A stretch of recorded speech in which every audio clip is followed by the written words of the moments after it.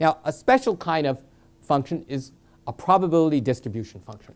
It's used to specify the relative likelihood of different outcomes of a single experiment. It assigns a probability, which is a non-negative number, to each possible outcome, and the probabilities of all the possible outcomes must sum to 1. So, for example, in the game of Scrabble, at the very beginning, the bag is filled with tiles. There are 9 A's, 2 B's, and so on. So at the very beginning, consider the experiment of drawing a tile from the bag.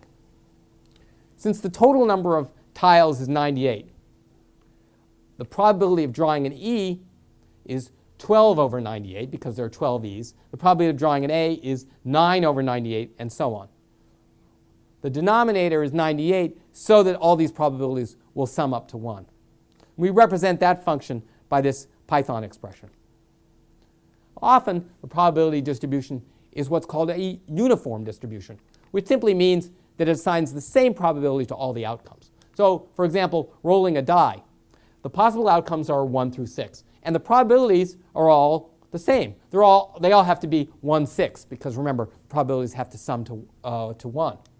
In Python, you'd represent this function by this dictionary. Maps 1 to 1/6, 2 to 1/6, and so on. Another example, to model the flipping of 2 coins.